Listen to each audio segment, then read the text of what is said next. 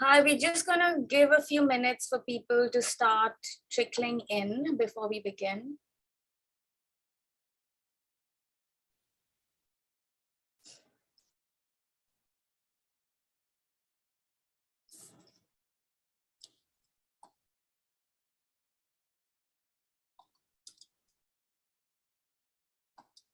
Okay, so I think if it's okay with everybody, we will get started. Okay, so welcome everyone to Inflamed Publics, a symposium that we have staggered over 3 days to explore questions of social media, violence, and resistance.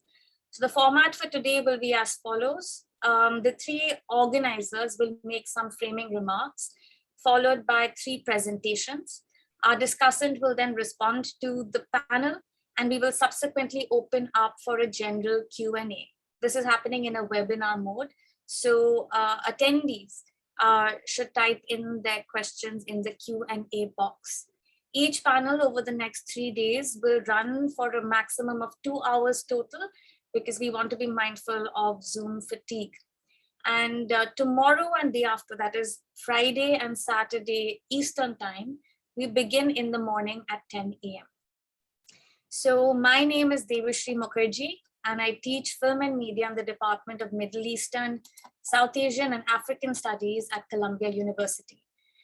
My own research and writing so far has been archivally oriented, and I have focused on histories of film and related modern media forms. But as we know, histories of media draw on concerns of the present and can also speak to critical futures. So it is with this perspective that it became imperative for me to try to collaborate towards an intellectual forum to discuss some of the most vexing mediatic questions of today.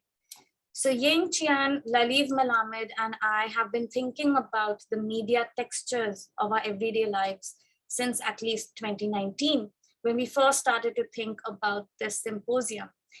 It was quite clear to us that something had changed in the forms and affects of what we called publics, indeed what we called the social in recent years, as various social media apps and platforms started to dominate the ways in which we connect with each other and with institutional formations.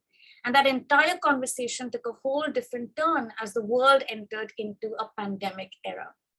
Our aim with this symposium is to initiate a critical and urgent conversation on the Columbia Barnard campus, though virtually and beyond, on how to think through this digitalized condition of our everyday lives, and especially for some of us, the routinized violence that we are witnessing and viscerally experiencing on social media. This is already quite a thriving field of global academic inquiry. And so the 3 of us want to position ourselves in this discussion as students who are learning from you rather than as experts, because we hope to learn from the vital and ongoing scholarship so that we can collectively grapple with this movement and its future implications. So just a little bit about the specificities again of our initial vision. Social media has had quite a tumultuous young life, as you all know. In the 2000s, media commentators and pundits hailed a platform like Facebook for its supposedly intrinsically democratizing potential, for enabling pro-democracy movements such as Occupy Wall Street and the Arab Spring. Virtual networks of digital actors were, in this moment, seen to be circumventing governmental surveillance and bypassing structural constraints of time, space, and resource to rapidly mobilize vast bodies of people in on-street protests. There seemed to be something peculiar to the digital and the online that was able to foster vibrant communities of both thought and action, assembling and reassembling the social, so to speak, in new modes of temporality and spatiality. In the last few years, these same features have led to a rapid souring of that digital promise, as mass political sentiment now quickly turns towards ungovernable modes of everyday violence.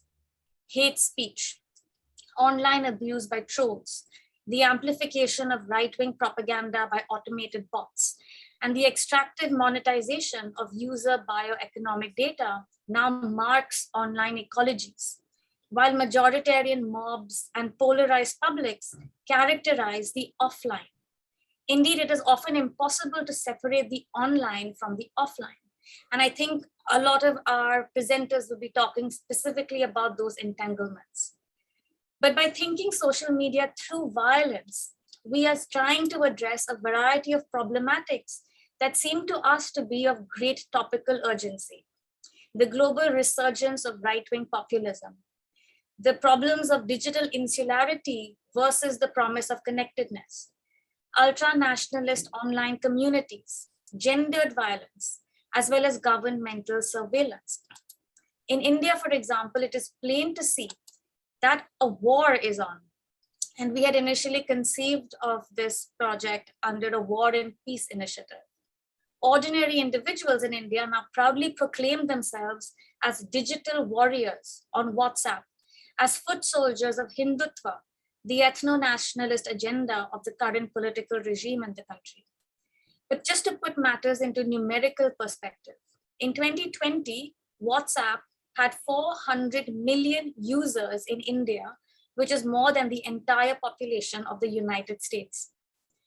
So just think about the mobilization of this vast user base. In recent spates of anti-Dalit, anti-women, and Islamophobic violence across the country, mobs of men with swords and sticks marched to the tune of violent slogans and memes from WhatsApp and Twitter. They are then captured on cell phone cameras on streets, and these images are once again uploaded onto social media, completing a cycle of graphic content and violent design. So I won't go into more detail about the India situation because we have some brilliant speakers that are going to talk about it in more detail. But I recently, just this week, came across a poem that's been circulating a lot on Instagram, an Urdu poem by Amir Aziz, who is a well-known spoken word artist, poet, and activist in India. And I think it's really quite perfect for us as we begin this conversation. So forgive my very improvised translation from Urdu with no regard for rhyme or meter, but just, I think, meaning. So the poem can be titled The New India, and this is how it goes. The people of this new India have found new avenues of employment. In the daytime, they shout slogans of murder, and at night, they chant calls for rape. But if through these means your household can stay afloat, that's quite nice. Don't forget to take a bottle of water. Your child is still quite little. He too will grow up one day and he will go and stand in his own crowd. But maybe he shrinks away from these murderous slogans. Maybe he is afraid. My own child is young. He can't sleep at night. There are mobs in front of our home, and every day there is a new disturbance. The air also is stifling and hot winds are blowing. It's the perfect weather for inflaming hate, and every mind seems agitated. I'll say just one thing, do it, but in rumors and whispers. Do it like the educated folks do it quietly. All you have to do is send the same message on WhatsApp again and again. The people of this new India have found new avenues of employment. And he's referring here to this new kind of entrepreneurial vigilantism of violent mobs. So I will stop there and hand over to Laliv. Thank you. Hi.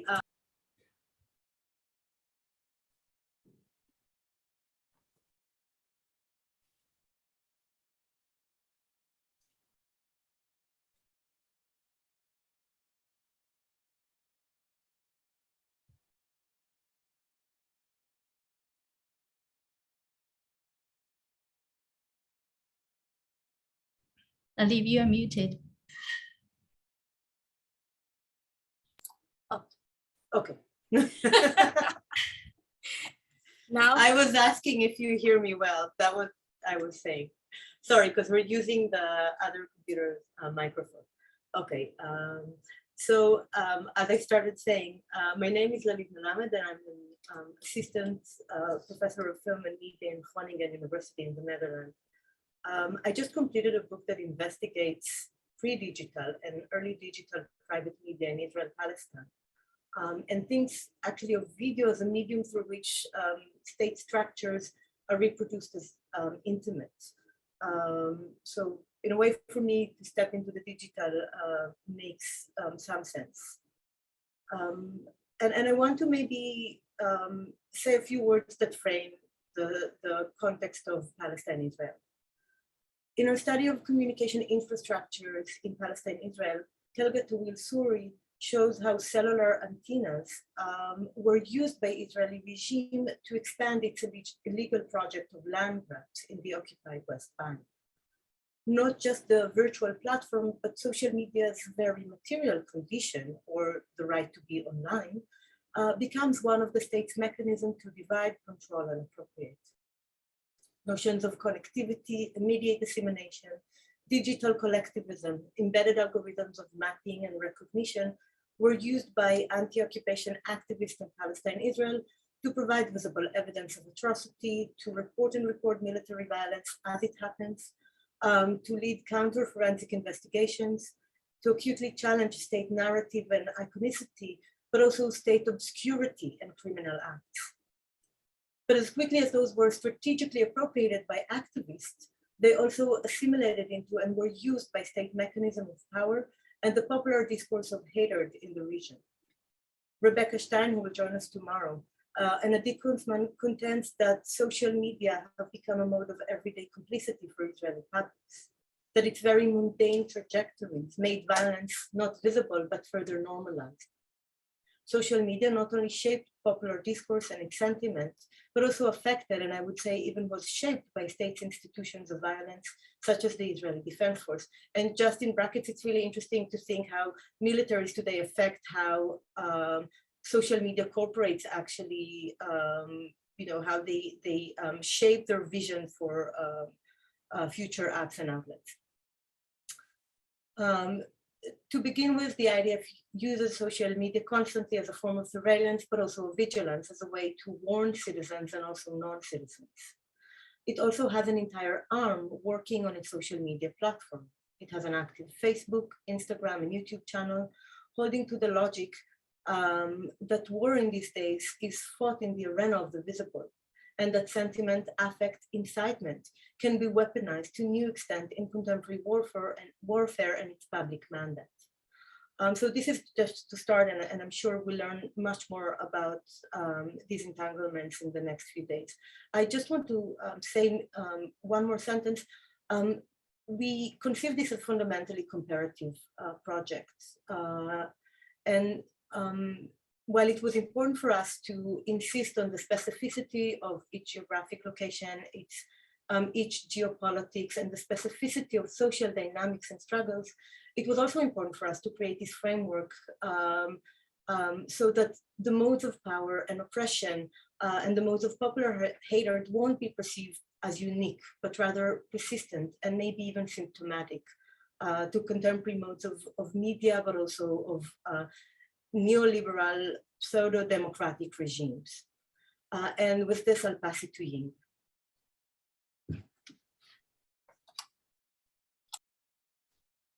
Hello, everyone. My name is Ying Qian. I teach Chinese cinema and media at Department of East Asian Languages and Cultures at Columbia University. My research and teaching center on Chinese media cultures, especially photography and cinema from the late 19th century to the present. And my book project, my first book is forthcoming, investigates media's constitutive role in China's revolutionary processes through the lens of documentary from the beginning of the 20th century to the late 1980s.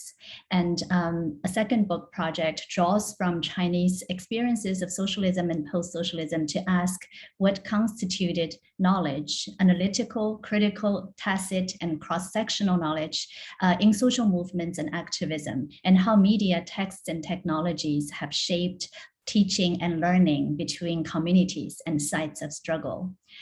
So even though most of my work has been in the time periods before the emergence of digital media, as my co-organizers said already earlier, the prevalence and saturation of digital media in the present have profoundly impacted our approaches to media cultures of the past and brought cinema and cultural studies into fruitful interaction with studies of science and technology and with sociology and anthropologies of media. My co-organizers have already spoken about the framing questions for this symposium, so I will not repeat them here. I want to add that by bringing together this group of scholars working in different disciplines and areas, we really hope to approach social media in a comparative and integrative manner to learn from each sides of struggle and to connect what Donna Haraway and Sarah Harding called the situated knowledge, not only to offer better analysis and critique, but also to envision critical media for futures. As we gather here, my hometown Shanghai is in lockdown, and I have been following the social media daily, if not hourly, as my aging parents live in Shanghai. On Chinese language social media, political polarization has escalated to an all-time high around issues ranging from Hong Kong, Taiwan, Xinjiang to Russia and Ukraine and US and China. Misinformation circulates and exacerbates divisions and fragments public lives. Meanwhile, the Chinese state actively deploys social media for purposes of surveillance and economic extraction. Increasingly, data-driven surveillance technologies rely on existing integrated platforms of social media and online commerce, such as WeChat, to function. And all of these are not just China's alone, but have parallels in other parts of the world and use technologies that are transnational. So I will not say more here, but many of these questions will be brought out in our panels in the today and next 2 days. I wanted to thank our sponsors. This symposium was conceptualized, was realized but with the financial support from the Humanities, War and Peace Initiative at Columbia University. And we would like to thank Dean Sarah Cole for her support and guidance. We would also like to thank Charles Jester and Jessica Reinschaffer at MESAAS and Julie Kwan at Weatherhead East Asia Institute for support. Alex Zivkovich designed our poster and webpage. And we also have our co-sponsors, the Center for Comparative Media at Columbia University and the Weatherhead East Asia Institute and the South Asia Institute. For the logistics of the we have a webinar format. So if you have questions, please type it into the Q&A box. Okay, so for tonight, we have 3 panelists and we have a discussant after the presentations. So I'll introduce our first speaker, Professor Waning Sun. Professor Sun is a professor of media and communication studies at University of Technology, Sydney, a fellow of Australian Academy of the Humanities since 2016. She has worked in the area of cultural anthropology of migration for more than 2 decades. Professor Sun has spearheaded global diasporic Chinese language media as a distinct area of research, with the publications of her first book, Leaving China, Media, Migration and Transnational Imagination of 2002, and 3 edited volumes on this topic, Media and the Chinese Diaspora, Community, Communications and Commerce, 2006, Media and Communication in the Chinese Diaspora, Rethinking Transnationalism, 2016, with John Sinclair, and recently published WeChat and the Chinese Diaspora, 2022, with Haiqing Yu. So Professor Sun. Thank you, Ying. And can you hear me? Yeah. So thank you, Ying, for the nice introduction, and thank you everybody there for inviting me. It is an honor to be the first speaker to kick off this very important conference. It's early morning on Easter Friday here in Australia, where I'm speaking, and I'm here today, speaking today from Sydney. So I'd like to start by acknowledging the traditional owners of this land on which I stand, and that is the Gadigal people of the Eora Nation. And I would like to pay my respects to the elders past and present. Now, our panel is about subjectivity and saturation, and digital saturation. And I'll have to say that over the past few years, my life and the life of many Chinese people living in diaspora has been pretty much saturated with WeChat, as Ying has just mentioned. This is because it's probably the only viable way of talking to families back in China, as Ying just told you, and as well as to talk to their Chinese friends in other parts of the world,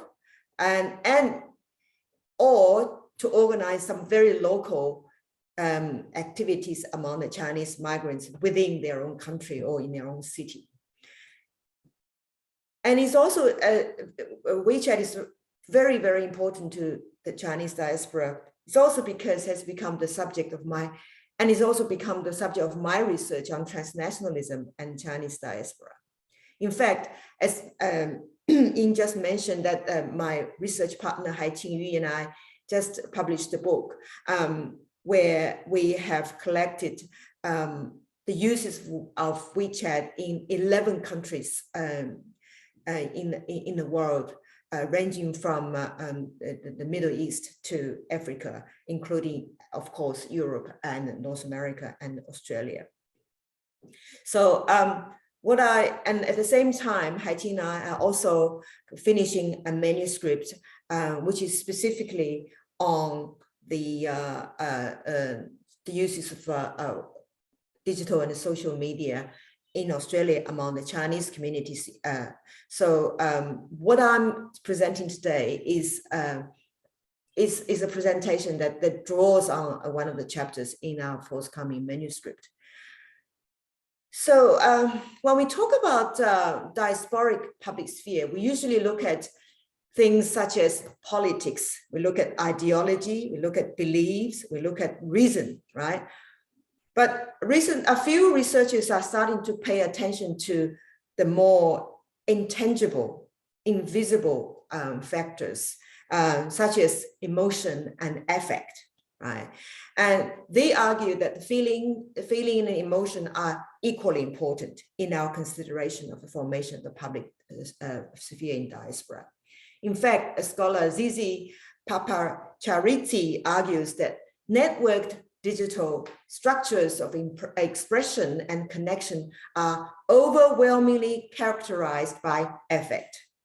And for this reason, we must seek to understand the energy that drives, neutralizes, and entraps networked publics. So Papachariti calls upon us as communication scholars to treat the this effectively charged discourse about events that command our attention in everyday life. So I guess what motivates my talk today is this question. This is the question that drives me today. That is, why do some events and issues end up in effectively charged discourses, while others are not? And since I'm focusing on the Chinese diaspora as a digital space, so the question I'm asking is, what does participation in such events or issues say about the subject positions of those individuals who act to build up this emotional energy? Since my interest is in the subjectivity of individuals who have just recently joined the community of the Chinese diaspora, by this I mean the very specific kind of a Chinese diaspora that is WeChat using Mandarin speaking and mostly first generation migrants from the PRC, right? So I'm not referring to the whole Chinese diaspora, which is very, very diverse. I'm referring to one particular recent cohort. So I guess my question really is, what kind of issues tend to make these individuals emotional, right? And what helps explain the rise of temperature of emotional debate in the WeChat space for people living in the transnational space of diaspora? Of course, there are many issues and events we can consider to tackle this question. For instance, one of the chapters in our edited volume on WeChat diaspora was written by Zhang Chi, who is now in the US, and she wrote an excellent chapter on the use of WeChat by the Chinese migrants in the US during the Trump election.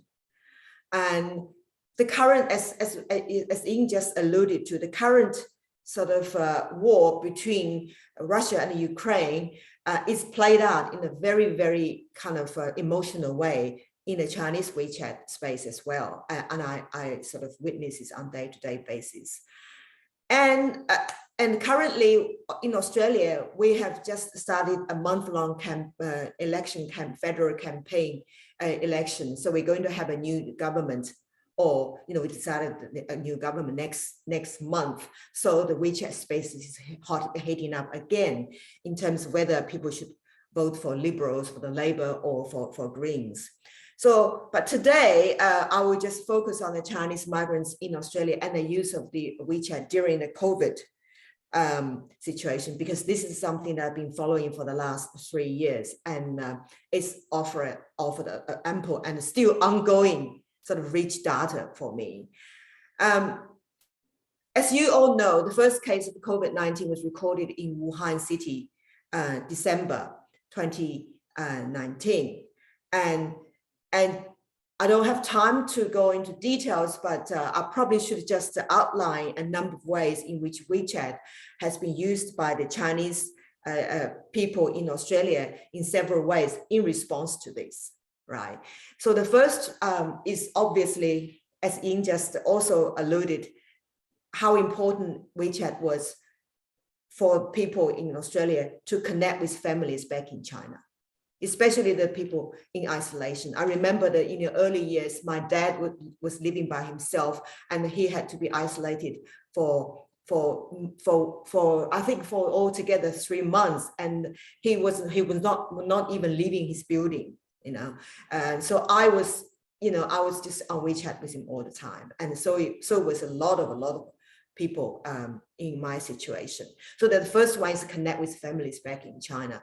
The second one is a way that WeChat was used to organize community-based self-help groups within your own location. Therefore, performing your role both as a Chinese migrant in terms of identity, but also performing your role as a citizen in Australia in terms of civic action, helping each other. For instance, when you just come back from Australia, from China, some people just come back from China, so they need to isolate in Australia. And but Australia, even though Australia didn't have a very strict rule about you need to isolate, otherwise you'd be breaking the rule or something like that. But people were, encouraging themselves to isolate for the sake of other people and for the sake of the community. So there's a lot of encouragement on WeChat about how important it is to do this on behalf of others in the community.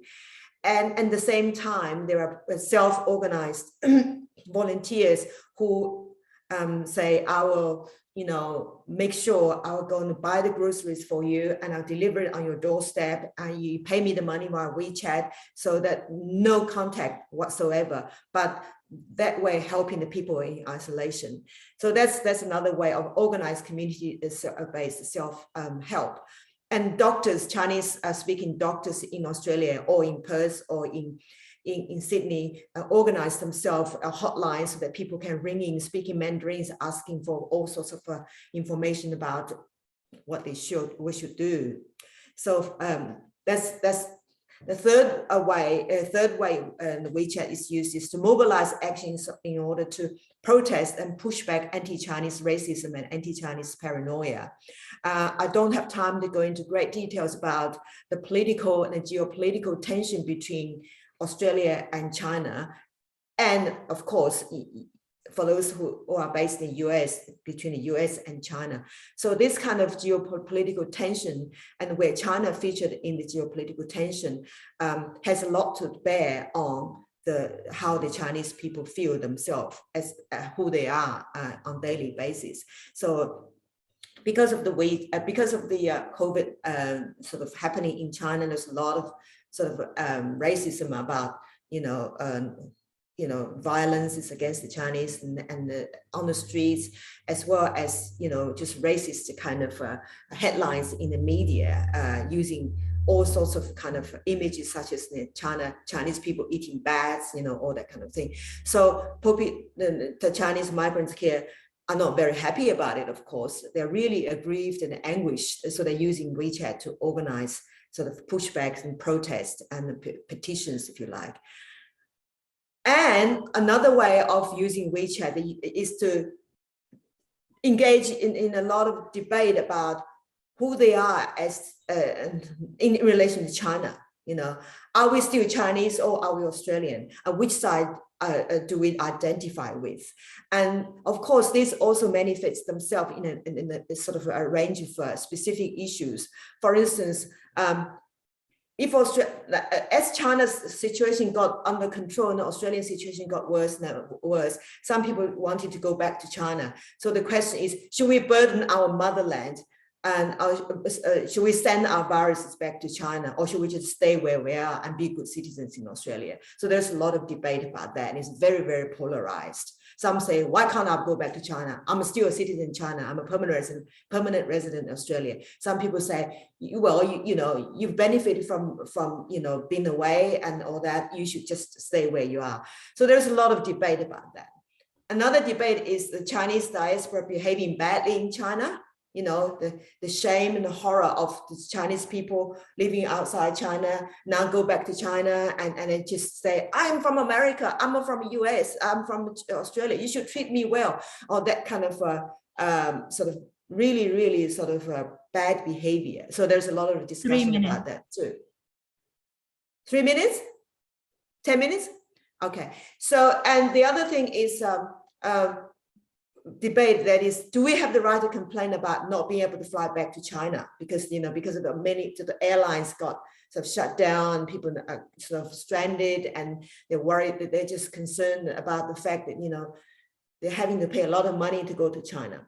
So, and then finally there's a lot of reactions, if you like, comments, reactions to China, to the English language mainstream public narratives about China. Because as you probably can imagine, the US mainstream media and Australian media were regularly reporting on the authoritarian measures taken by the Chinese government, the lack of transparency, the viruses may come from the lab, or whether the Australian PM was right to call the investigation of COVID, or whether Trump should be called out for calling the China viruses, and so on and so forth. I'm sorry about the fact that the sound is coming into my room and it's getting really, really blurred. Anyway, Julie, could I actually ask you to put one slide on for me, please?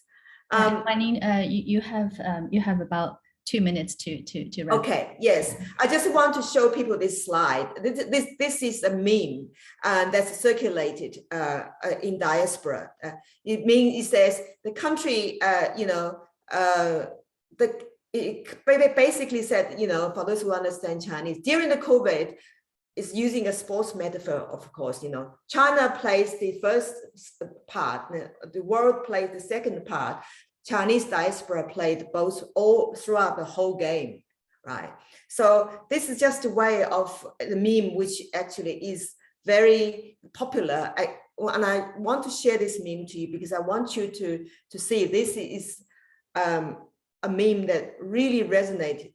It became really popular because it really resonated with a sense of in-betweenness, a sense of helplessness, and a sense of inadequacy at the same time, and that, you know, they kind of who are we, you know, what are we supposed to do, you know, so on and so forth. So the next one is I want you to have a look at this quote from a scholar about the transnationalism, which is about, you know, being in a position of belonging to different places, where the country of origin becomes a source of identity, and the country of residence becomes a source of rights.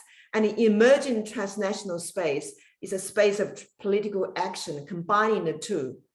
So what I'm trying to say is that, going back to my original question as a way of concluding, is that I started by saying what kind of events and the issues are likely to become emotional.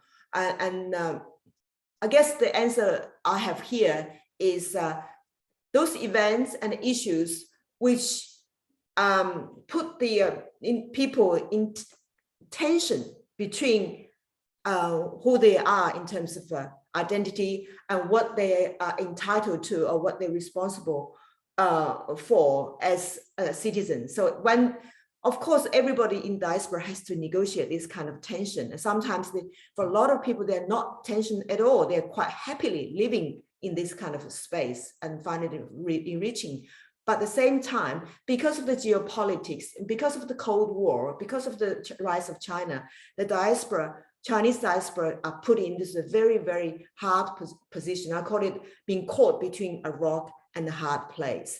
As a result of that, a lot of issues arise because people feel, you know, they're having to sort of use WeChat to somehow sort out, or somehow to debate, sometimes to work out this tension and live it out on a daily basis. I'll stop there.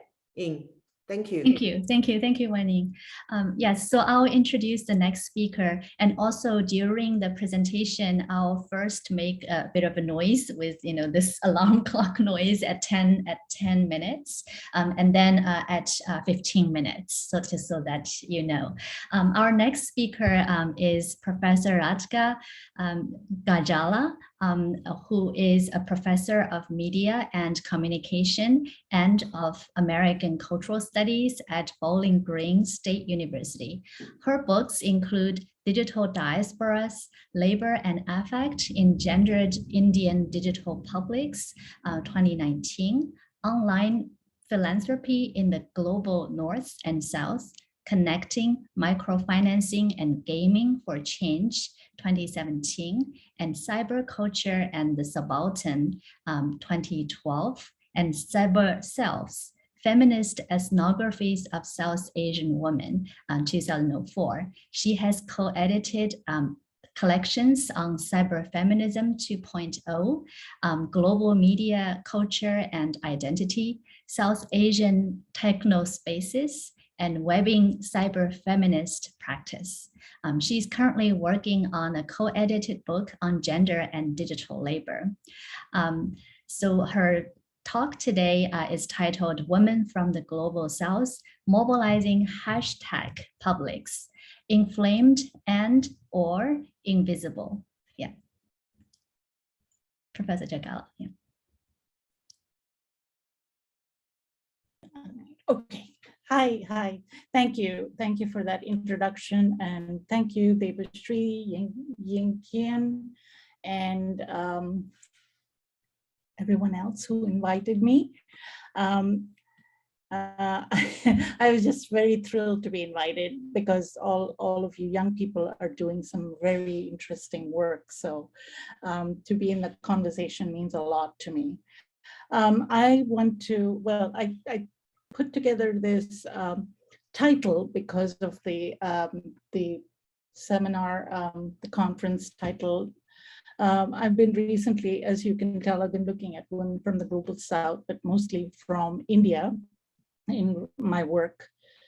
So let me first say thanks for inviting. And we have in Bowling Green only recently started to do the land acknowledgement. So let me honor the practice that has been started here. The region in which Bowling Green State University and its campuses are situated inhabit the Great Blank Swamp and the lower Great Lakes region. This land is the homeland of the Wyandotte, Kickapoo, Miami, Potawatomi, Odawa, and multiple other indigenous tribal nations present and past who were forcibly removed to and from the area. We recognize these historical and contemporary ties in our efforts towards decolonizing history and thank the indigenous individuals and communities who have been living and working on this land time immemorial. That itself, of course, brings forth various contradictions in terms of what the term decolonizing sometimes gets mobilized for in the contemporary Indian situation, right? I also want to acknowledge all my many collaborators without whom this work could not have been done. These are my graduate students. I think at least one of them is here watching and the rest will watch. And also some people who are in various parts of India who are young people using social media in activist spaces. And also, you know, various people that come in and out of my life. The larger ongoing project that I'm struggling with right now is the need to historicize these digital publics and also to very critically engage the methods that we use to both acquire data, but also in terms of how we represent and talk about what's happening to human beings. So in mapping affective networks to both invisible infrastructures of digital infrastructures, but also how we make them visible through doing things like scraping data. And here I will invoke Tom Balstroff, Liz Losh, even Lauren Klein. I believe Jinsook is going to start working with her soon. And other people who are also making these efforts, and Rupika Risam, making these efforts to use these tools critically. But also I want to note that we have to go back to the 1980s, and I was very happy when Ying mentioned Haraway and Sandra Harding, of course. And in terms of those of us who work about issues about South Asia and India, we have to go back with a very critical lens to even what came to us very excitingly in at least my early graduate student years as the Subaltern Studies Project, which itself ends up opening up different things, yes, but also being situated in a very upper caste location. And what does that mean? So feminist feminist fictions, critical post-colonial fictions, we've been producing them as well as academics, located whether in India or here. So we're not talking about global South versus global North. We're talking about caste and class a lot of the time. So the focus of this paper, and I hope I'm not going to take too much time, mediated visibility of older Muslim women as political subjects, comes, of course, from the work being done on the ground in India. And this visibility happened, positive visibility for us, happened through social media, just as we were getting into COVID, 2019, December to 2020, when this really terrible act, anti-CAA, and Nrc bills were passed. And these were bills, to put it really quickly, to summarize them, were to bring back mostly the Hindu immigrants, Hindu diasporic not immigrants, Hindus living in countries like Pakistan and other places who wanted to, quote unquote, come home. But then there was also with it the National Registry of Citizenship, which was clearly a way to target the Muslims by requiring certain documents in certain ways, and you know, we can go to the detail of that later if needed. But right now, we were just getting into COVID. We were trying all these data analytic tools, and we saw this burst forth on the Instagram and Twitter scene for us.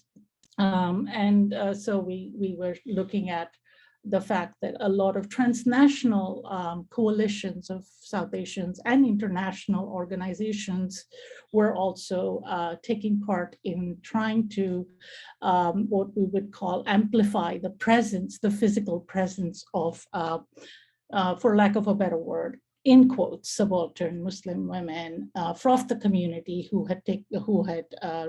were publicly protesting. So this raises different nuances and also brings forth histories of women in India within the binary of the Ghar and Bahar, and what that means when you think about it in relation to religion and in relation to caste, because again, going back to the way in which that was conceptualized in the nationalist movement and written about by the Subaltern Studies Project or older, earlier feminists, there was a total, or not feminists, there was a total blind spot towards the fact that the people being talked about were people from upper caste Hindu families. So there are different histories of feminist histories and in Dalit locations, in Adivasi locations, and also in Muslim locations in India. And the Muslim activist histories are maybe different even based on region. So all this is kind of homogenized when people talk about India, quote unquote, or even South Asia, and talk about the woman's problem in relation to the nationalism of 1940s. So as Michael Warner said, the publics then have become an essential fact of a social landscape, and we are always trying to figure out what exactly they are, and it's even more so now. So the question is, when your mother or grandmother is sending you WhatsApp messages of Hindu bhajans or recoded, curated messages that they think are pious, is that indeed a public, or is it a private?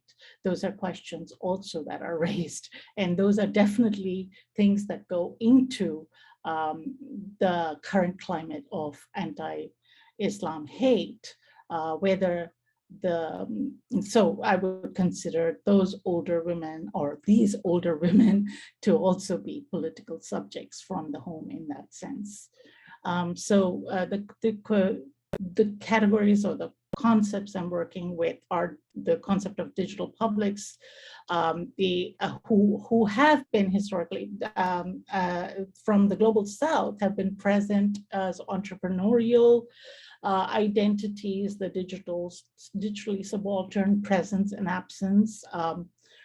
They've been represented, they're self-staged, but also there are various, as Julie Stevens has written, both in a version in 1998 in the Subaltern Studies, Volume 6, and later in the Dalit Feminist Reader, with a few things edited out in feminist fictions, the way in which we as feminist scholars ourselves write about all these issues.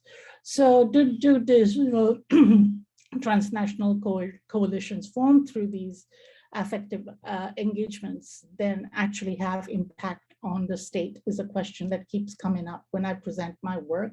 And thank you, Wanning, for foregrounding the conceptual frameworks for affective networks, which I think is something that I'm also working with, thanks to Gigi's work and all the other people who are working in it. So I keep asking this question of myself, and then I go back again, being the old person that I am now. I keep going back to the 80s and 90s, and I think this was happening. I mean, what we see now in Twitter was happening in Usenet bulletin boards. So Twitter is not, what's happening in Twitter seems new and whatever, but it was happening in a different kind of way, in a very elite diasporic space, mostly because a lot of people from India didn't have access in the Usenet bulletin boards. So back then in 1995, Amit Rai wrote about these, how the Hindu diaspora is being written.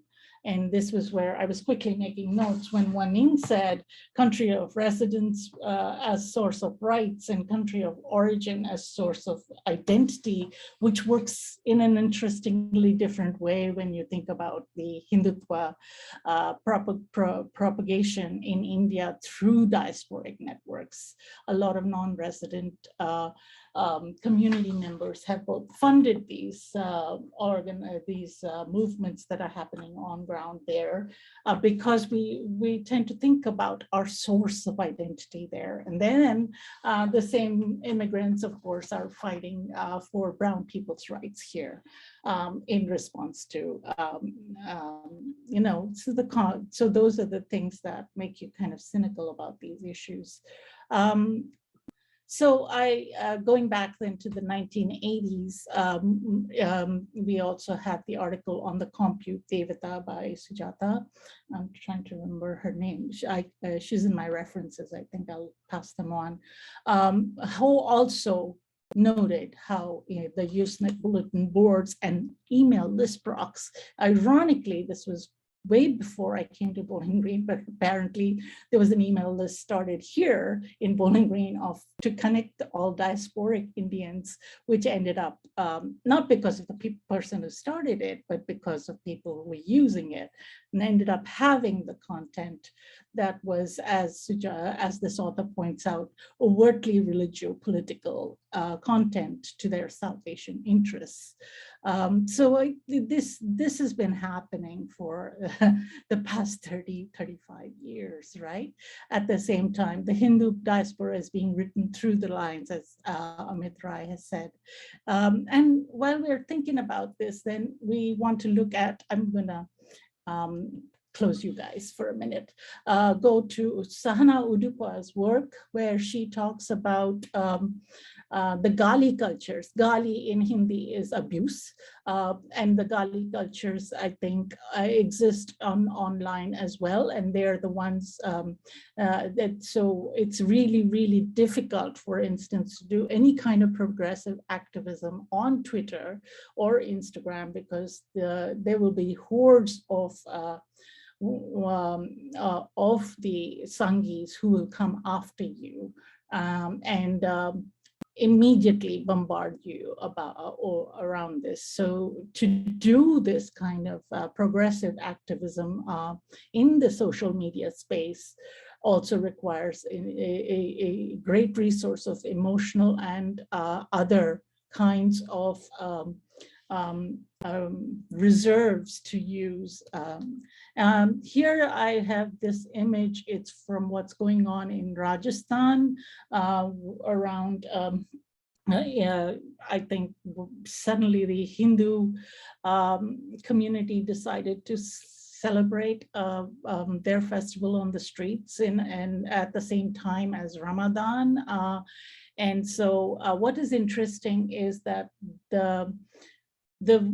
from when I scraped the data, as soon as I heard this was going to happen, this was happening, I started to scrape the data, and this could be incidental, but I don't think so, because the right-wing groups are really organized, whereas the people who are the victims are not as organized. So when these messages burst forth into the publics, you will see that the right-wing messages are already kind of curated and ready to go, and they're the ones who have claimed that it is the Muslims who started the riots.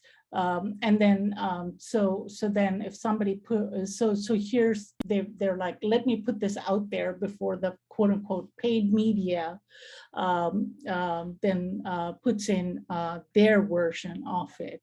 So so the point here is that using these scraping tools, I was trying to think about if I looked at the timeline, could I guess at what was going on? Anyway, getting back to that's right now, and I'll be kind of tearing my hair out looking at that data for a few weeks since, and I know my students will be working with me too.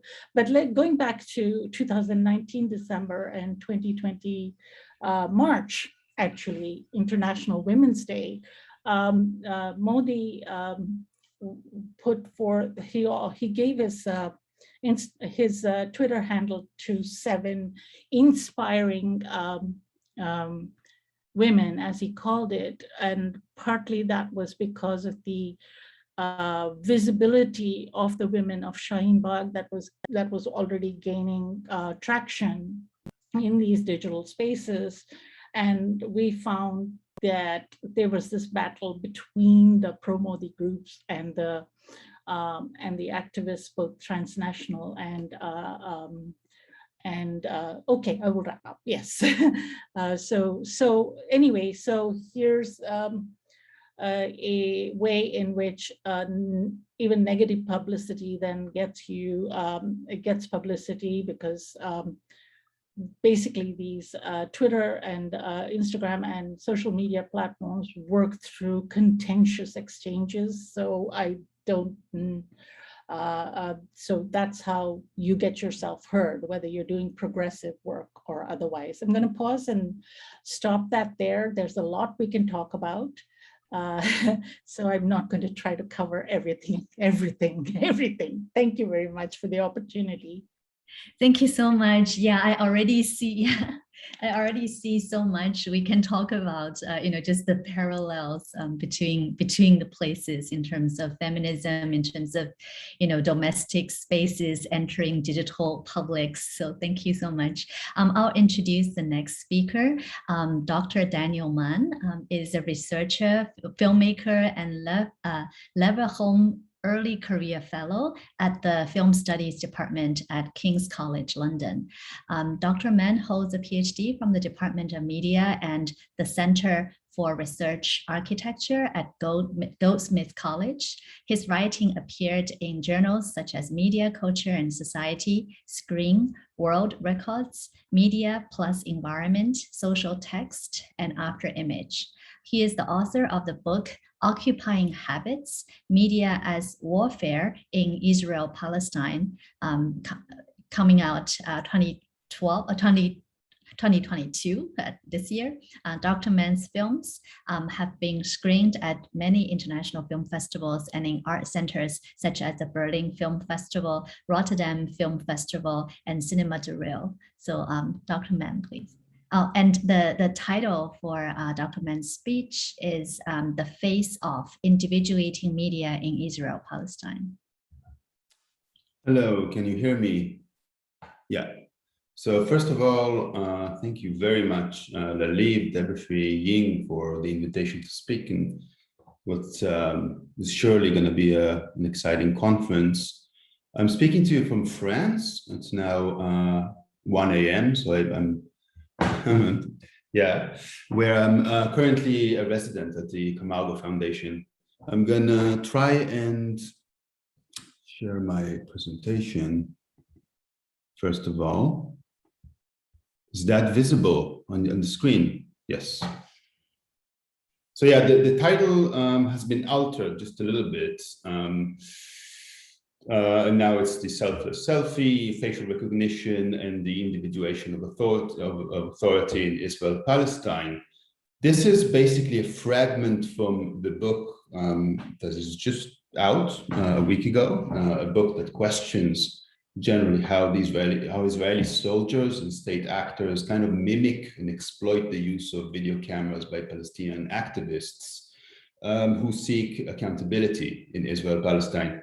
The book essentially considers the implication of the hyper visibility of armed conflict in the region to suggest that instead of zooming into the fine details of photographs and videos, the work that has been done so far in Israel-Palestine, today perhaps we should step back to reveal the assemblages of images, of users, of infrastructure that together serve to maintain the racial, legal, and aesthetic divides between Israel and Palestine.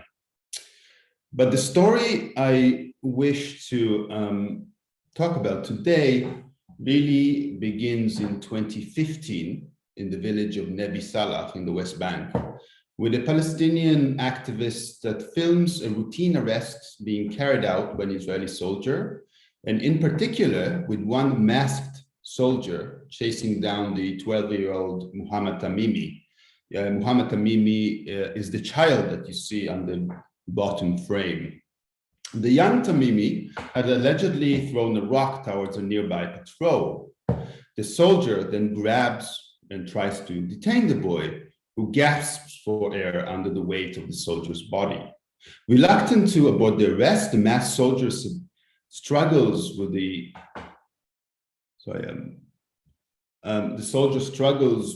the Palestinian civilians that surround him, warning them against intervening. But they ignore his threats. They reach into the entanglement of limbs and eventually tear off the soldier's mask to reveal his face to the camera's lens. The soldier is caught kind of bewildered, an actor who has lost his costume in the midst of a theatrical scene. The lifting of the mask and the revelation of his face is a kind of a tipping point beyond which the mission cannot be completed. The incident in Nebi Salah was not an isolated event. On numerous occasions between 2015 and 2020, soldiers and Israeli law enforcement officers were seen or photographed wearing masks of various kinds, which were often improvised during regular security exercises in the West Bank. A new phenomenon: policemen in Jerusalem wear masks in concern of being exposed on Facebook, one newspaper headline ran. But media commentators suggest that due to the omnipresence of cameras, both border police and soldiers were increasingly worried about their faces and how they could end up on social media and might become even targets for Palestinian reprisal. It's not an official instruction, one policeman explained. Masks were usually worn only by special units for particular operations, but today we all wear masks. That's a quote from a policeman in Jerusalem. But what in such situation does the hidden face have to hide, and why does its uncovering seem to pose a new threat for the Israeli military and its colonizing powers? As a result of the rapid co-option of everyday media technologies and practices into the military routine, the collective appearance of Israeli soldiers is gradually being replaced by an individuated appearance. Images of faces, I will suggest in this rather short paper, can be singled out as an Achilles heel for a long-standing and highly media-conscious occupying force. After all, the state derives its power in part from the way its agents appear as a homogeneous whole and cohere into an undifferentiated group of representatives. The disclosure of images of faces undermine the military's attempt to present its agents as a kind of abstract figure. The face mask is thus a shield against the gaze that threatens to fragment and divide the military's collective body and to penetrate the layers of impunity that protect the soldier as a representative of state authority. Particularly in Israel and Palestine, where everyday life and habits are shaped and are inseparable from military and security routines, the face becomes a kind of a linchpin of individuation. The term individuation, which is also central to the book that I just published, refers to the rapid concentration of media attention on identifiable individuals. This process, accelerated by social media, is linked to two broader developments. First, the outsourcing of governance onto supranational private companies such as Facebook. And second, the shifting of media focus from the collective to the individual.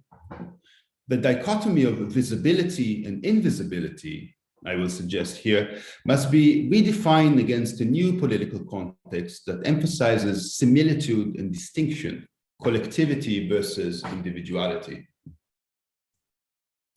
So in the aftermath of the 2008-2009 military operation, codenamed Cast-Lead in the Gaza Strip, the Israeli army, the IDF, realized that Facebook enabled a new and popular way to share photographs and videos that were captured by combatants in the Gaza Strip.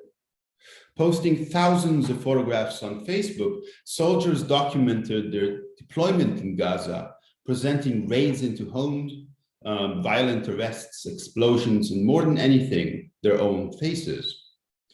Coincidentally, in that same year, the German software company Betaface introduced a pioneering online facial recognition search engine called MyFaceID, which is what you see on the screen right now. It's the kind of the first publication of MyFaceID, which allowed users to upload photos of faces and match them with others in MyFaceID databases.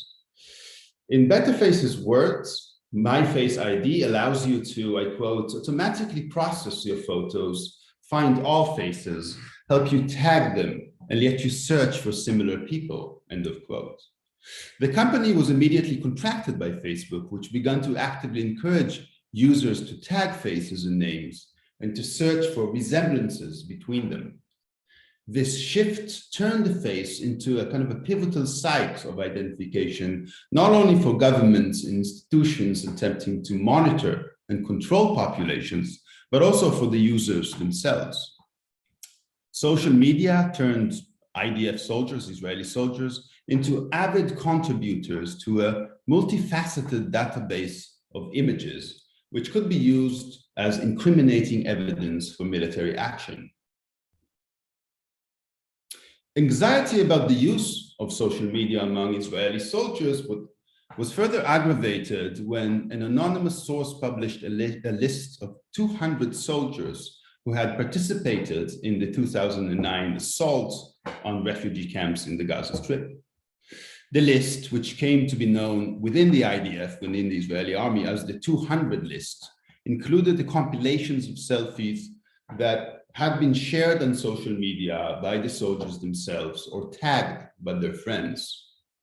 From these images, it was possible to trace the identities of the soldiers and to attach names, military units, and even home addresses.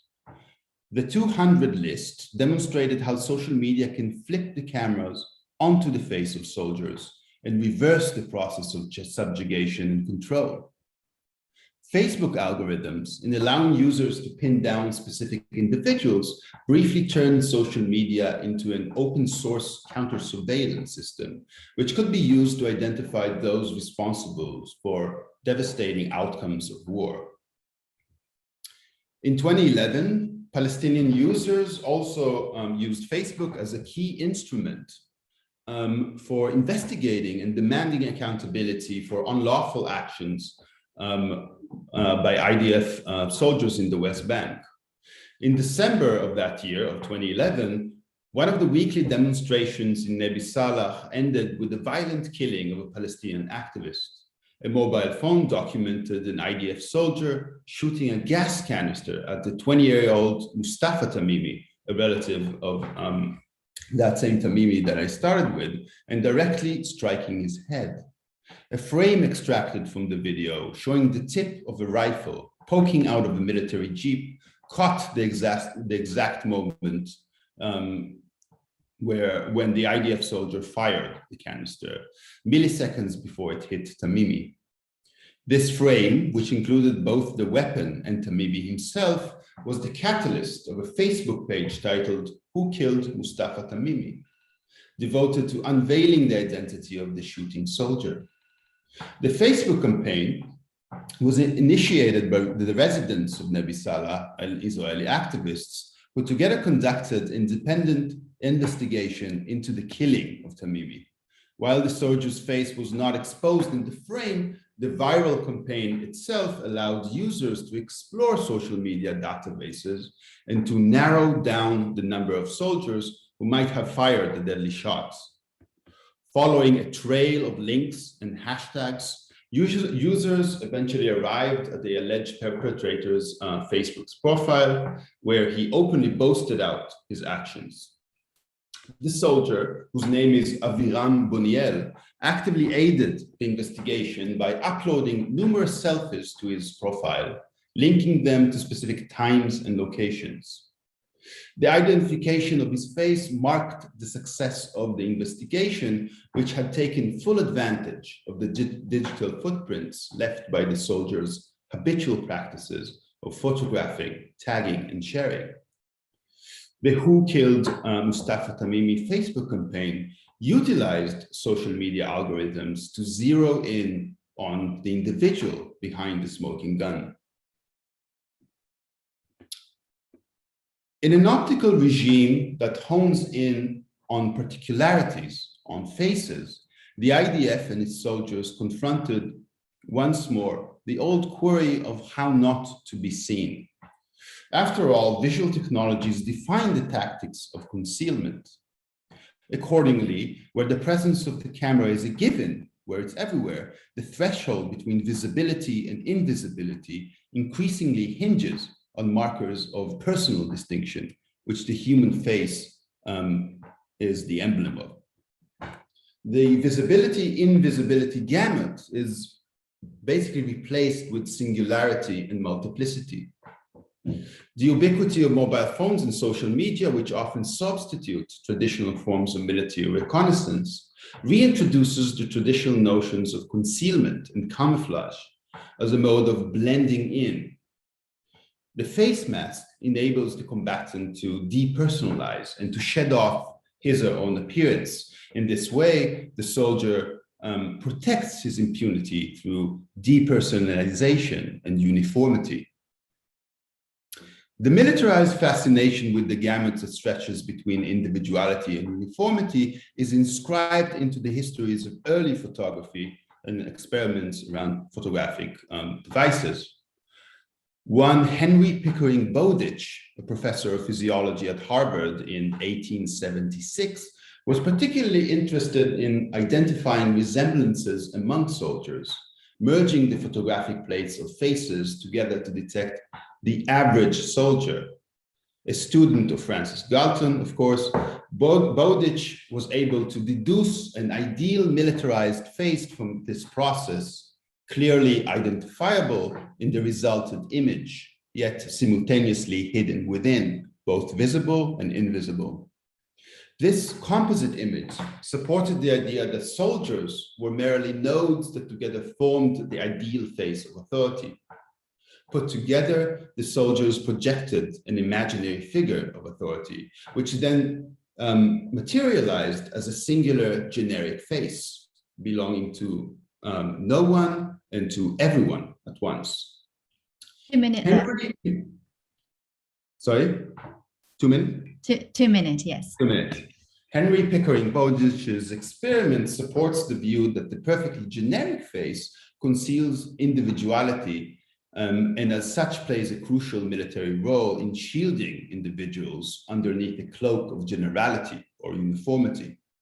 In fact, the military uniform itself forms a visual insignia that connects subjects together under the same banner. It is precisely this shared costume or disguise that allows the military to cohere as a whole. Hiding the face is thus a mode of camouflage in an optical regime dominated by algorithms that latch on the individual. We should recall that camouflage is a phenomenological articulation of what the psychiatrist Roger Caillois called depersonalization. In his essay on mimicry, Caillois conceived of camouflage as a kind of blurring of the singularity of the individual by dissolving into space. I will skip a part to conclude. One particular incident vividly exemplifies this militarized tension between similitude and distinction. In April 2014, an IDF soldier was caught on camera cocking his weapon and threatening to kill a young Palestinian man who refused to follow his orders. The video, which clearly shows the soldier, whose name was David Adamov, grossly abusing his authority, was uploaded to YouTube and circulated on social media.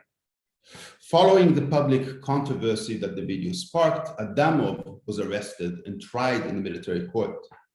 After the release of the video, IDF soldiers initiated a spontaneous Facebook campaign trying to justify Adamov's behavior.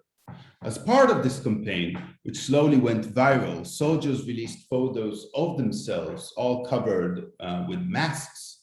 They also displayed a sign with the slogan, "We are all David Adamov, we are all that soldier."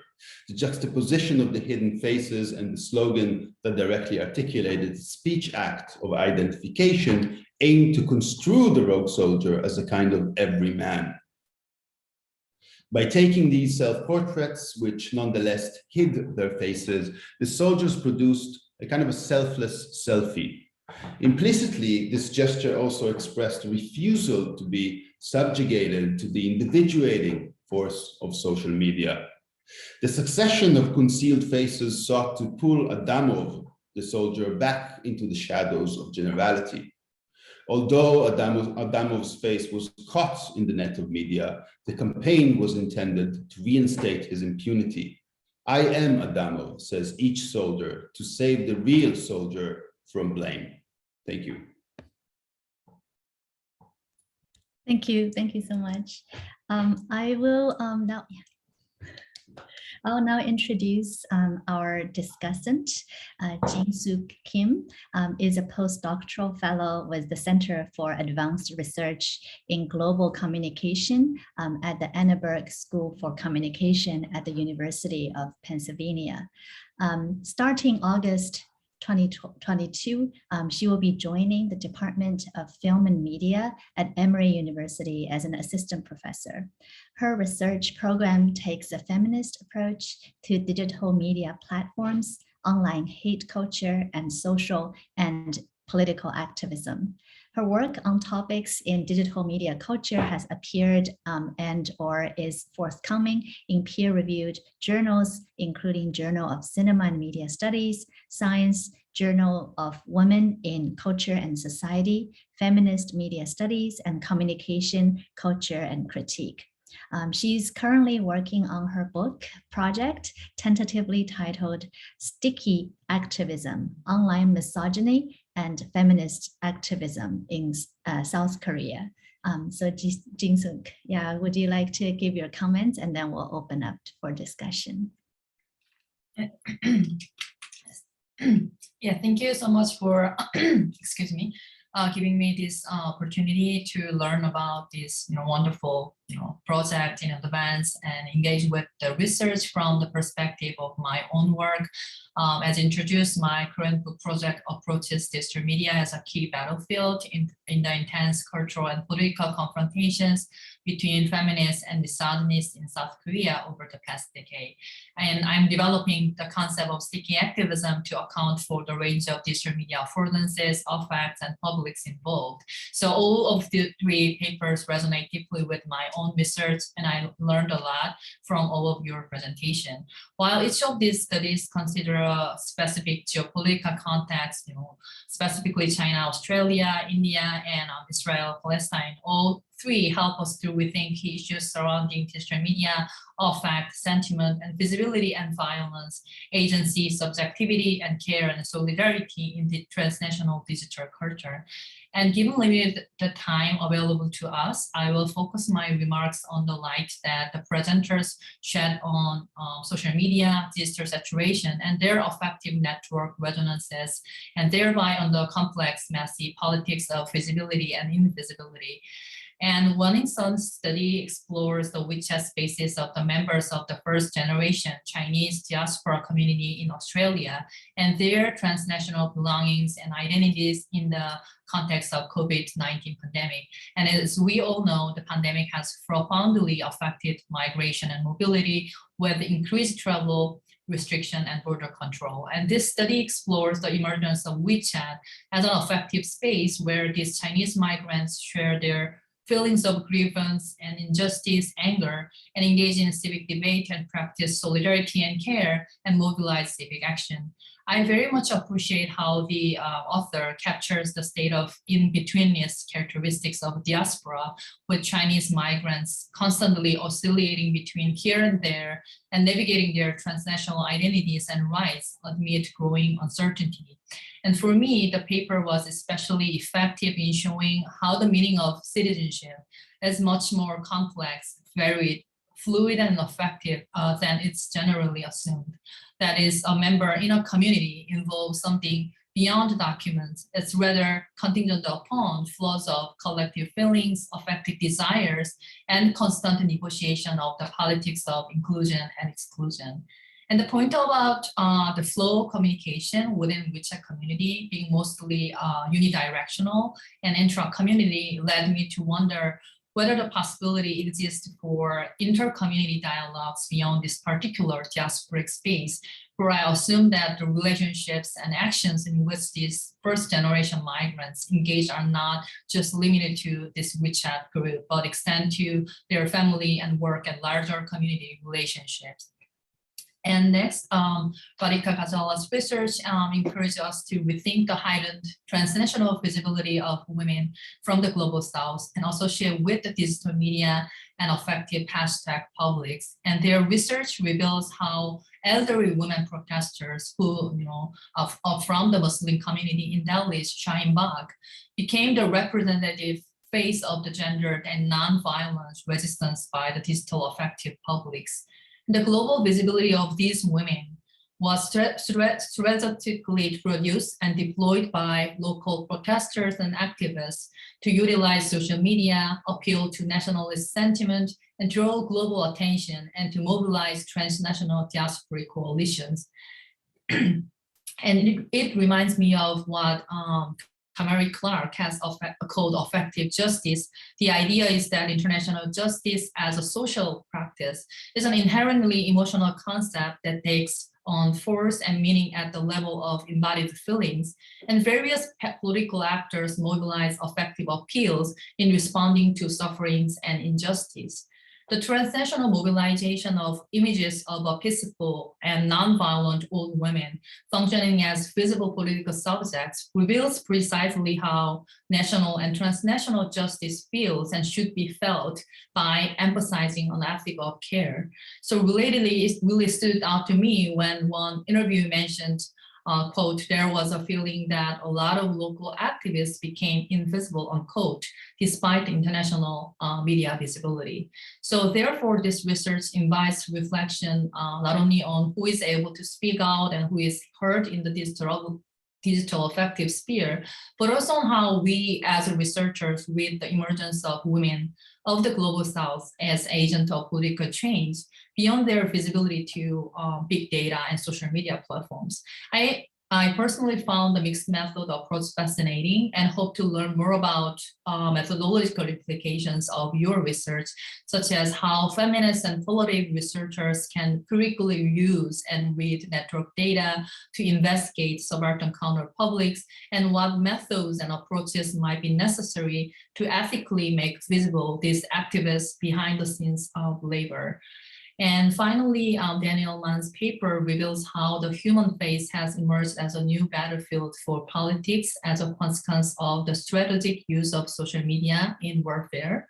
Specifically, the act of exposing the faces of Israeli soldiers on digital platform has constituted a threat to the abstract and homogeneous power of collective authority by making them identifiable as individual.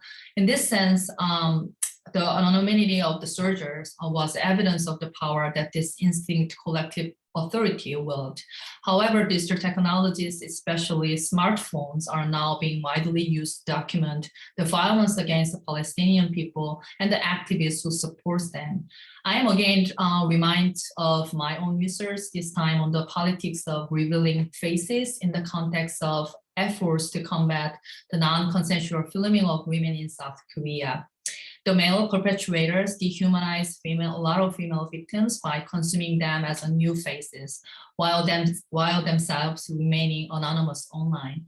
And notably, when some 300,000 women participate in protests against the practice in 2018 in South Korea, all the female protesters were masked to avoid exposure to further online misogyny and harassment. And this chapter led me consider how we might further theorize the everyday use and co-option of digital media technologies by the Israeli military and the Palestine activists and civilians alike, and as well as the intertwined relationships between the two groups' strategies. It seems to me that increased visibility afforded by the technology used to identify faces can serve both to publicize the actions of Israeli soldiers, perhaps thereby helping to control them, and to surveil Palestinians and their supporters for the benefit of the Israeli military and the government. So I would like to hear more about your big argument about by examining these two relationships. So this panel as a whole then has raised fundamental questions about what it means to be visible or invisible in the public sphere, and the process of subjectification within and beyond the regime of visibility by examining the possibility of capturing effective flows in digital space, and the perspectives from the Chinese diaspora and women protesters in India and Palestinian activists have added nuance to our understanding of publics and their subjectification through digital media in the age of connectivity and hypervisibility. And I really look forward to further questions about theorizing the complex interactions and relationships among various affected publics, social media saturation, and transnational politics. Thank you. Thank you. Thank you so much. So we would like to have maybe a round of response from the panelists to the discussion, and then we can ask, we can have the audience ask questions, and we can also as a group have a conversation. Yeah, so any Wanning, do you want to start? Yeah, okay. Yes, thank you so much, Jinsook, for reading the paper so carefully and summarizing it so well. The question, I guess, you raised for me is the limit or extent to which WeChat functions as a platform that as a platform of both inclusion and exclusion, I guess, because it includes a lot of people, but at the same time, but it actually root out the possibility of further engaging with other demographics. And that is a really important question. It's something that I didn't have a chance to go into much depth in discussion today. Yes, somewhere else we have argued that WeChat, I have found that the theory of social capital quite useful here.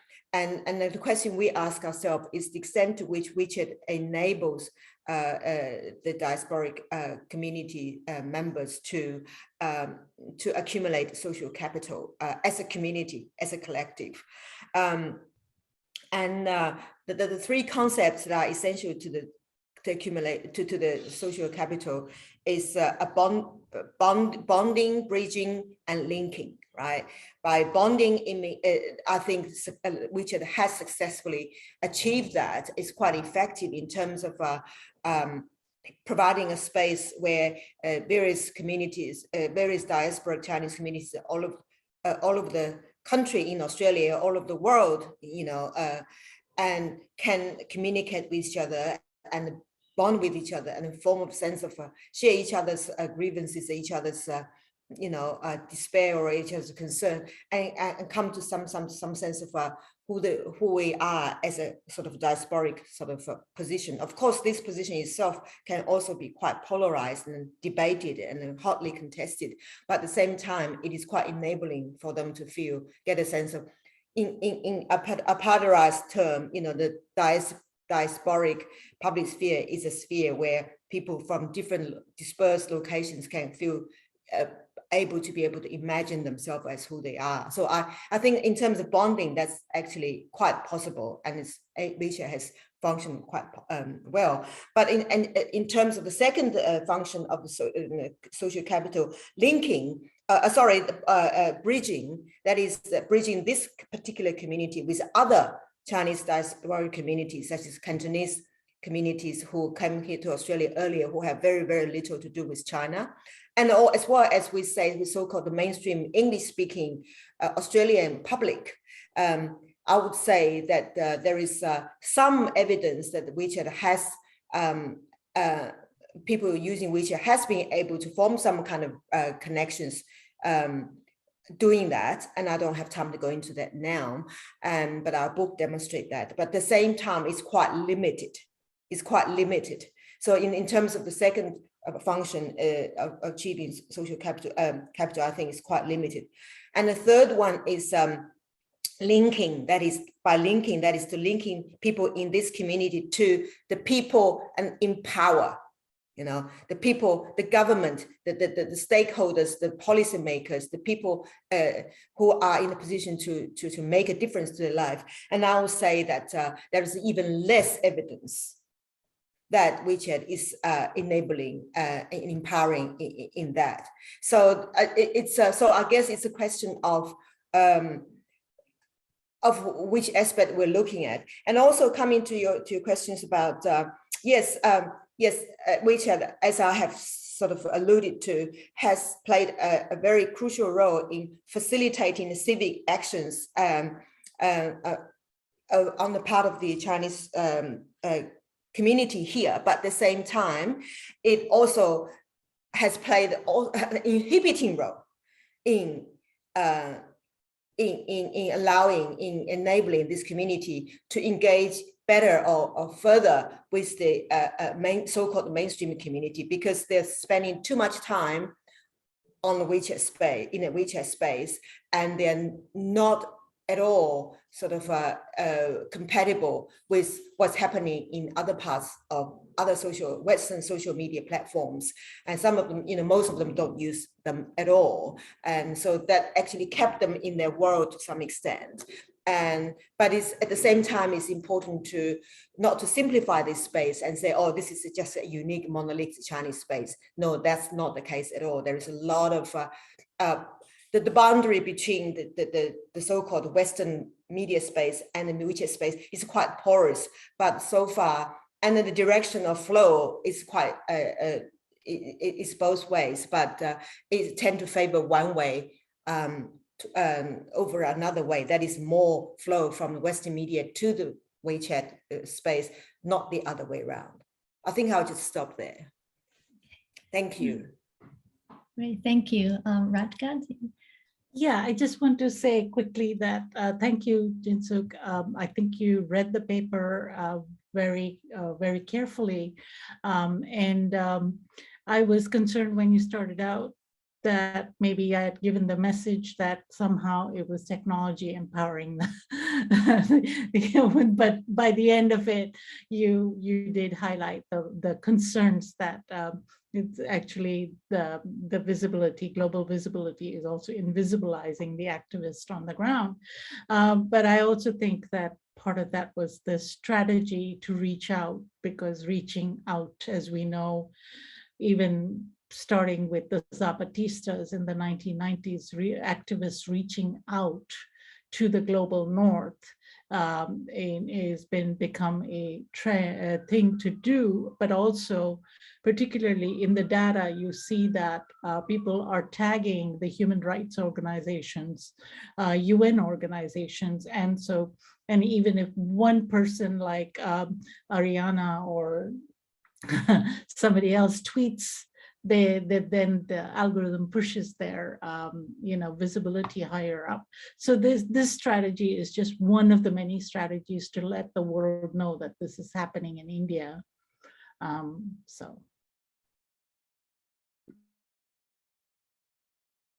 Daniel?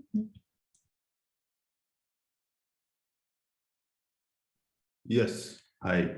Yes, thank you very much for the very sharp response to what I presented. I think in my perception of what I call individuating media, it's a kind of it's a double-sided kind of weapon in a way. On the one hand, it can target those that are colonized. It can target, in the context of what I'm writing about, Palestinian civilians and citizens at large. But I'm really interested in those moments where those technologies that are often understood as held by those in power kind of twist around and they backfire somehow. And I think the military in Israel, the IDF, has struggled for many years to understand how to use everyday media technologies that are becoming part of the routine itself. Initially, we have seen how the military was quite worried about the distribution of images produced and circulated by soldiers, but then at a certain point also realized that this is an advantage that comes into play. And it becomes a kind of what I see as a kind of a modular power, because once authority could shed off, those bad apples, they can expose the faces of those soldiers who, conducted certain unlawful activities in the West Bank, in Gaza, in East Jerusalem. It can also shed off responsibility. So individuating power is also a way of shedding off the responsibilities that are attached to authority, to sovereignty.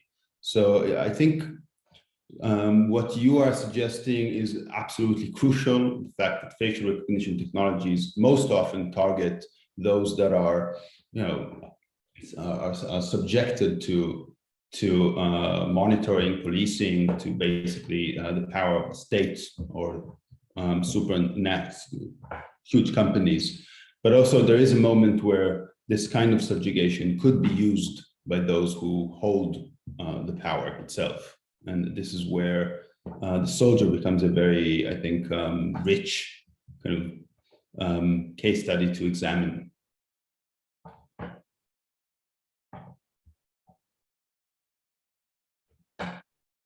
Thank you. So I'm wondering if among the panelists, if you have questions or, if you can also talk, have a conversation between the panelists. Any thoughts? Yeah, Debashree. Mainly, I just wanted to say thank you so much for kickstarting the symposium with such great papers. Some of us have had the benefit of reading the longer versions, and there were quite a few differences in the presentations. I just had maybe two quick things to say in terms of questions. One for Radhika, I feel kind of impelled as the South Asian studies person, having read all that subaltern studies work, to kind of respond to your very, I think, important call to historicize the way we're thinking about digital publics today. And I'm reminded very much here about with a similar move that, for example, another person that is working so much on social media, Ravi Sundaram, his call to also think about what is new about this moment. And for him, it's important to go back to the 1980s and 90s video moment, right? And via that technology, he's arguing for this kind of a pirate modernity and a new form of kind of a shadow infrastructures with a focus on the working poor. But I'm thinking that your stakes are quite different, right? Because you're doing two things. It seemed to me, and I just wanted to highlight that for those that don't know the entire context, because you're showing us through that bulletin, the electronic bulletin boards. That was fantastic, I think, moment in the presentation, because we also like to think that this Hindutva mobilization of the diaspora is kind of relatively new. But there are longer genealogies of also tapping into that financial, ideological, diasporic publics, right? In a sense, getting ready for a certain other kind of a moment. But my question to you is, I guess, the obvious question. You're tentative about the use of the term subaltern. And I'm wondering what value it has for, say, the Shaheen Bagh grandmothers, if they have the language and the tools to make themselves visible, unless it's not them you're seeing, that there is some other actors that are mediating that visibility. So that was my question for you. And Wanning, if it's more a comment, but I was thinking, what a compelling question to begin with, right? What kinds of issues make these subjects emotional? Because we very much wanted to talk about emotions in this symposium. And there's something about address, and maybe even that old-fashioned word interpellation here, that the moment at which a subject starts to get emotional, they are already acknowledging a certain kind of interpellation, some kind of an address that's helping to subjectivize them. So I'm wondering if that moment of becoming subject is obvious coterminous with becoming emotional, and if you have any thoughts on that. Because in affect theory, there's this kind of thing about we want to go interpellation route, we don't want to go the interpellation route. So just opening this up, and we can obviously keep discussing this over the next 3 days. Thank you. Yeah, Radhika, do you want to, and Wanning, do you want to respond to So I'll go really quickly. I'll try to. My relationship with the word subaltern goes back, of course, from my grad school times. So it's being deployed, I would say, to speak to academics such as yourselves who may not concretely understand my not using it, because right now we're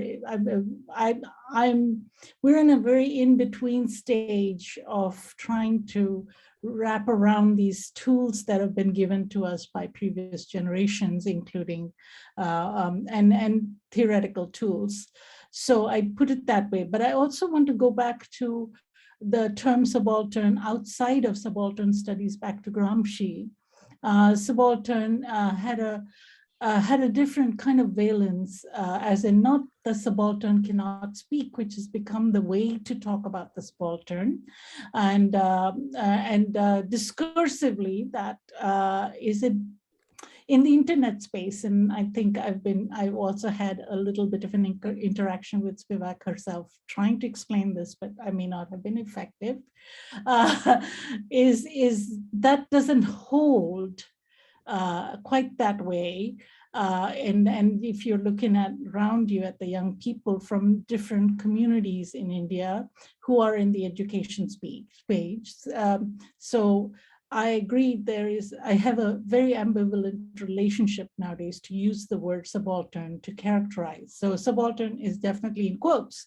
And having said that, as far as the Twitter sphere is concerned, the global audience is seeing them as subaltern women. And so as far as the Twitterverse and the global international audience is concerned, these are, Muslim women who are changing the story about, my God, Muslim women dominated by their patriarchies actually came out in the streets. But however, that's why I said, look at the particularities of Muslim women's movements in India may give you a different impression. So it's really, really, I'm dealing with the flatness of academic writing here. So, but thank you for asking me that question. And Wanning, do you? Yes, absolutely. That's a really excellent comment. it kind of it crystallized, I guess, the analytical sort of the angle that I could come into in processing this empirical material that I'm dealing with. Because I was just thinking that I haven't really used that term, haven't really talked about it, but there's a lot of interpolation going on. There's a lot of resistance to interpolation, and there's a lot of sometimes actually willingness to be interpolated going on as well. I was just thinking about the first book I wrote many years ago about the Chinese diaspora wanting to watch CCTV, Chinese central television stations, not necessarily because they necessarily believe what's the same, but they wanted it to become part of it, part of the community. So in this case, bring this notion of interpolation is useful because you could also, in the diasporic context, it could also actually raise the question of the differences between how the population is governed, right? Because in the authoritarian state in China, you have a system of governing the population, and we have different ways of interpolating the population. Whereas in the so-called liberal democracy in Australia, then the government may do things such as nudging or do things such as persuading, but there is different ways of governing the population. So, and also I could actually do a comparison between the extended to the state as an actor of interpolation and how that gets played out. At the same time, I could ask the question as the extent to which the diasporic community themselves, whether they are more prone or more more sort of susceptible, if you like, to one particular kind of interpolation than another kind of interpolation, and and the why, right? Is it because they are used to this form of discourses, or they are in the emotional makeup is culture specific, or what? So so I think that, and also whether there's some of the members of communities engage in self-interpolation, that is some part of the community members actually urge and trying to persuade other members of the community to think differently or think otherwise. So I think there is it's a complex analytical perspective that may be quite sort of useful in teasing out all these complexities between the individual and community and the state. So thank you very much.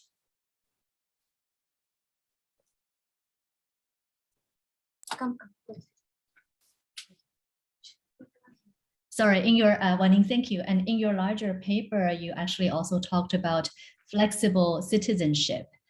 And talked about the diaspora, using flexible citizenship in order to get the better part of, both their sort of, the country that they're in and the countries they migrate from. So I think, bring in this interpolation will make it, so on one hand, there's a picture of them just, rationally sort of strategizing and choosing, but then there is another picture of them being called upon, feeling accountable for certain kinds of discourse. Yes. I think that will work really well. Thank you. That's another that you're actually further adding, going a bit further than what Debashree was saying. You're actually saying that there's a set of attention there that they're dealing with. Yeah, great. Thank you. Yeah, and definitely take them on board. And Laliv has become Debashree. We changed seats to okay. Yeah, okay, got it. Okay, yeah, Laliv, yeah. I mean, actually, I have a few short notes. Maybe I'll post like 2, and the rest maybe we can, take further discussions in one of the other days. I mean, so first of all, thank you, all of you, for fantastic papers that gave me a lot of stuff to think about. And one thing that I started thinking about is the term usability. So, I mean, it's an old premise when we study digital cultures that we're no longer talking about regimes of representation, but actually of, usability. And we need to think we need to think about digital media through the perspective of users. One of the person that argues for that is Qian. And what all your papers made me think about is how, first of all, usability is a very complex position. And also that we shouldn't equate usability with agency.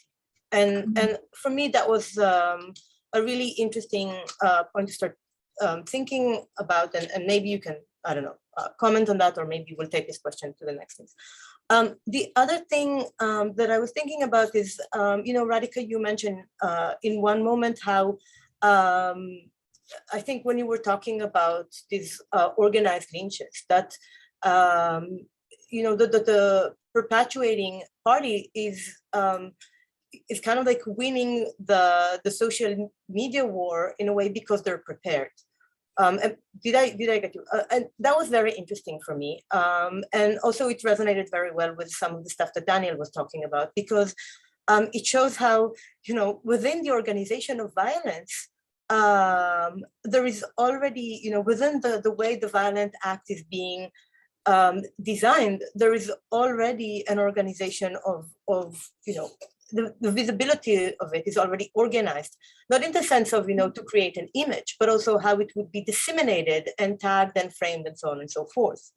And that also made me think that Waning Sun was talking about a medium that is not necessarily visual. And I was wondering about the work of visibility, or maybe what other platforms that work with different premises might enable. I was also, once again, I hope I got it right, Waning Sun, but I think you mentioned that you can use WeChat also for economic transactions. That was also really interesting for me to kind of like think about the kind of interactions that the different platforms afford, and what happened when the visible element is actually in a way muted down a little bit. And last comment has to do with the notion of recognition. There is a very interesting reading of Althusser by John Mowat, where he says, the police officer scene is all about misrecognition and not recognition, right? And misrecognition is the interpolating state of mind, right? The idea that it could be me. Maybe it's me, maybe it's not. And once again, I think the notion of recognition was something really important in all of your papers. And the tension between where do we recognize ourselves in what we see and where we misrecognize ourselves, where we don't recognize ourselves, or where we recognize, misrecognize, don't recognize others. So just these, 3 comments, you can respond to what you want. Thanks.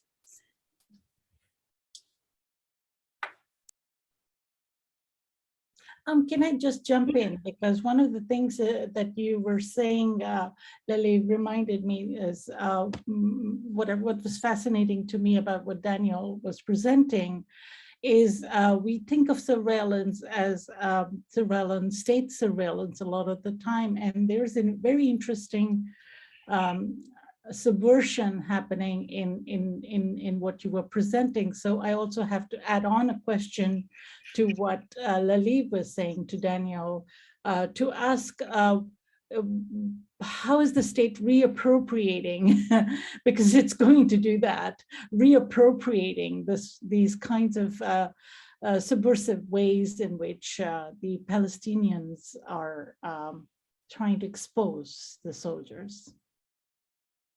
Yeah, Daniel. I think, thank you both for wonderful questions. I think we're going back to the very notion of the public sphere, or the space of appearance, as a space that is a space of gathering, is a space of a degree of anonymity, an anonymity that is derived from the collective. And I think one way of looking at it is really a kind of a cross-section between media and kind of state power or authority generally, is the process of dissecting this collective. And I think once you can fragment the space of appearance, you're already as an authority in a quite an advantageous kind of realm, because if you think about the uprising, the civil uprising of Palestinians in the West Bank, has been kind of hampered by, of course, the use of military power, but also by the gradual dissection of the collective. And it's not arbitrary that just a few years ago, Israel kind of declared what it called the individual intifada. These are kind of, you know, the perception of those lone wolves going out to perform their kind of, to demonstrate, but also to perhaps act in malicious ways against Israel. But this perception of the individual intifada is, of course, misleading, because this is a process of dissection that has been facilitated by technologies and by also the dissection of space, by the way. So Radhika will soon show that, in fact, we have this kind of a mirror image of dissection of space around Palestine that also has to do with the technosphere, with the inability to really cohere as a collective. And this is, I think, a weapon. It's a weapon used by the state, and a recognition that the space of appearance is the most kind of threatening space for colonizing power.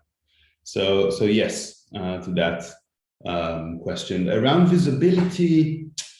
I think that well, in this paper, I tried to play with, instead of thinking about visibility and invisibility, I thought about, you know, this idea of the one and the many, which I think, again, has to do with a certain kind of optical regime that no longer simply represents the world, but also can isolate and separate certain elements, and then, of course, connect them to other databases. So this is a kind of an operational, if you will, or protological, this is how Galloway would call it, kind of realm, where images are just the interface for other actions that, of course, lead to incrimination.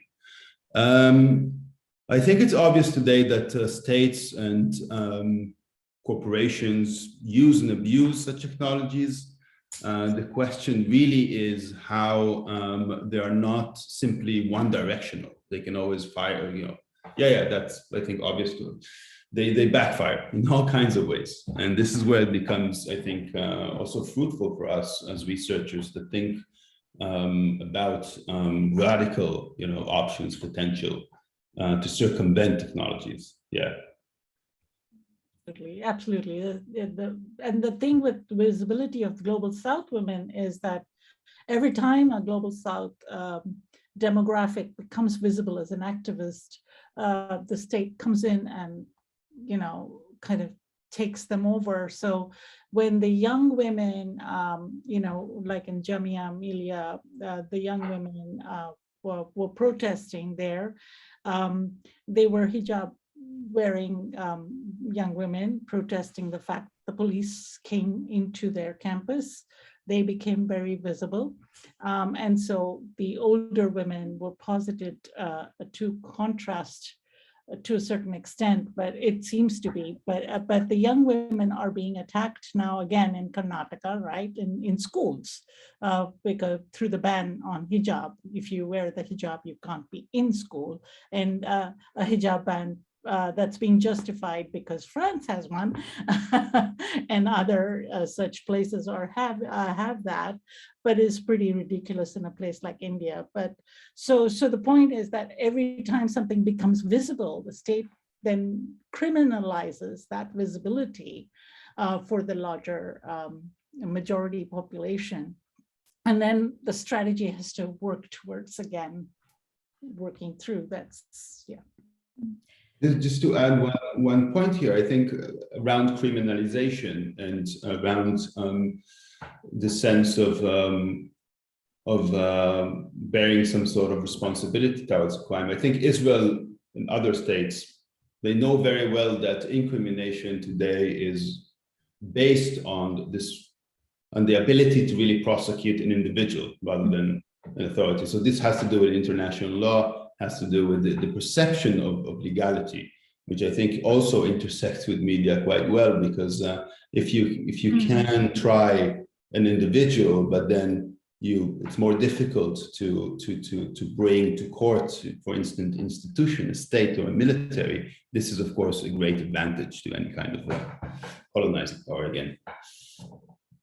That's so interesting. And we will continue this discussion later. And I was also thinking about Laliv's question about kind of recognition, and whether, recognition or cognition might be sort of another theme, other than the inflamed and affect, and also thinking about sort of consciousness and so on. And even the dissection of state violence. I can also see a lot of examples in the Chinese media sphere, for example, dissecting through media footprints, who were the government employed writers on social media, because they would always paste the same kind of information like 100 times, and then so these then become sort of gleaned and recognized by activists. But but I guess we're out of time now. It's already past 8 p.m. and for Daniel, you're already very late into the early morning. So thank you so much. I know you have to sleep. Yeah. So that the problem of Zoom is that and also the problem of having all of you from different parts of the world. So thank you so much, and for wanting to get up early too. So let's reconvene for those of you who can tomorrow at 10 a.m. Eastern time, US Eastern time. Yeah, thank you so much for your participation. Yeah, bye. Thank you. Thank you. Bye-bye. Thanks a lot. Bye. Thank you. Thank you. Thank you. Good morning, good night, good everything. Bye. Yes. Bye, everyone. Bye. Bye.